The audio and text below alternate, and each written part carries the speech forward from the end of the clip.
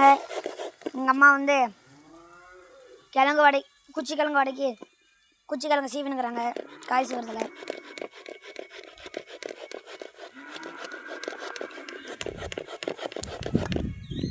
வடைக்கு என்னம்மா குழம்பு? வடைக்கு என்ன குழம்பு வச்சுருவாங்களா அறிவாளியா? ஏதா சோறுக்கு சைடிஷ் தான் நினைக்கிறேன். தக்காளி ரசம் வை. ரசம் எங்க வீட்ல என்ன ரசம் வைக்கிறது? ரசம் தக்காளி ரசம்.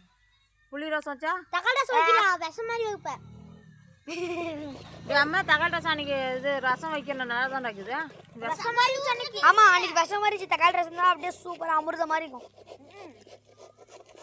சாதா ரசம்லாம் விஷம் மாதிரி இருக்கும், தக்காளி ரசம் அமிர்தம் மாதிரி இருக்கும். அதானே தக்காளி இனிமேல் வீட்டில் ரசமே வைக்க மாட்டேன் போங்க. ஆயா தக்காளி ரசம் வை. ஏன் உனக்கு தக்காளி ரசம் பிடிக்காதனால வைக்க மாட்டியா? எனக்கு தக்காளி ரசம் பிடிக்காதுன்னு யார் சொன்னது? அப்படியே வைக்க மாட்டேங்க. கொட்டை அந்த இந்த தள்ளி கொட்டை அப்புறம் இந்த இது ரசம் தக்காளி தண்ணி கோட்டை அடுத்து நம்ம சொல்றதெல்லாம் கேட்குமா? தண்ணி கோட்டை நாளைக்கு வச்சுக்கலாம், வேச்சு பொரியல் பண்ணிக்கலாம், பருப்பு குழம்பு வச்சுக்கலாம். பருப்பு சாம்பார். பருப்பு சாம்பார் ரசம் நாட்டு பருப்பு. எனக்கு எப்போ பார்த்தாலும் ரசமே வை.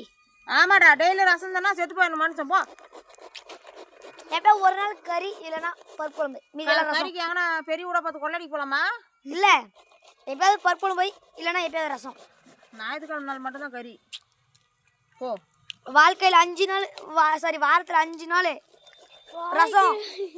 டே வாரத்தில் 5 நாள் இல்லை, வாழ்க்கையில் 5 வருஷம் ரசம், வாழ்க்கையில் 1 வருஷம் பருப்பு குழம்பு, வாழ்க்கையில் 1 வருஷம் கறி.